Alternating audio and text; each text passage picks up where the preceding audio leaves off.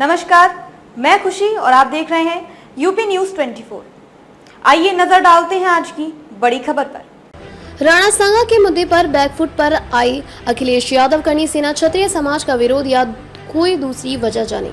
अभय सिंह राठौर, लखनऊ। देश के वीर महान योद्धा राणा सांगा के मुद्दे पर हुए भारी विरोध प्रदर्शन के बाद अब यह मामला धीरे धीरे थमता नजर आ रहा है। राणा सांगा पर अपने विवादित बयान को लेकर सपा सांसद रामजी लाल सुमन ने भले ही माफी नहीं मांगी है, लेकिन सपा मुखिया अखिलेश यादव इस मुद्दे का तुल नहीं देना चाहते हैं।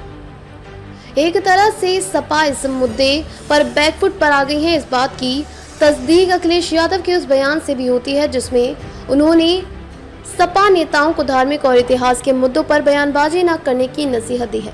अखिलेश की इस नसीहत के पीछे आगामी विधानसभा चुनाव के साथ ही उनकी भविष्य की राजनीति में क्षत्रिय समाज और राणा सांगा को मानने वाले लोगों का विरोध माना जा रहा है। उधर राजनीतिक विश्लेषकों का कहना है कि राणा सांगा के मुद्दा कभी भी पॉलिटिकल नहीं हो सकता है, ना ही उन्हें सिर्फ एक कास्ट के जरिए देखा जा सकता है। वो देश के एक महान योद्धा रहे हैं, इस नाते उन्हें हर धर्म के लोग मानते हैं। दरअसल समाजवादी पार्टी के राज्यसभा सांसद रामजी लाल सुमन ने 21 मार्च को राज्यसभा में राणा सांगा पर विवादित टिप्पणी करते हुए उन्हें गद्दार बताया था। उनकी इस टिप्पणी के बाद करनी सेना के कार्यकर्ताओं ने उनके खिलाफ यूपी, राजस्थान और मध्य प्रदेश समेत कई राज्यों में विरोध प्रदर्शन करना शुरू कर दिया था।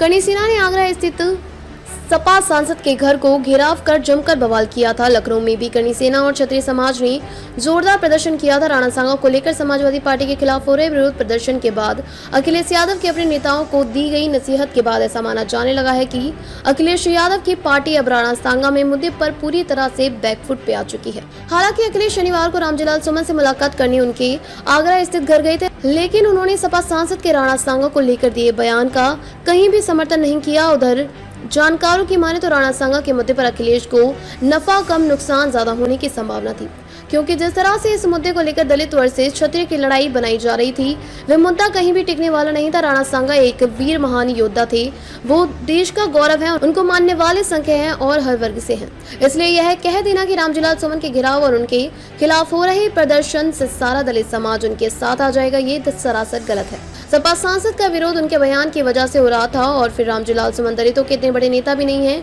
कि वे अपने दम पर दलितों का वोट सपा को दिला सके। हाँ, इतना जरूर है कि अगर अखिलेश राणा सांगा के मुद्दे को तुल दे देंगे तो उन्हें नुकसान जरूर हो जाएगा। इस नुकसान की भरपाई करना भी मुश्किल हो जाएगा। काल बनकर टूट पड़ने वाले राणा सांगा का नाम सुनकर दुश्मन भी डर से कांपते थे। महाराणा कुंभा के पोते राणा सांगा, जिनका जन्म 12 अप्रैल 1482 को बैसाख कृष्ण पक्ष नवमी के दिन हुआ था, उन्होंने अपने आसपास की रियासत को जीतकर अपना परचम फहराया था। 30 जनवरी 1528 को चित्तौड़गढ़ में राणा सांगा को षड्यंत्र के तहत जहर देकर मार दिया गया था।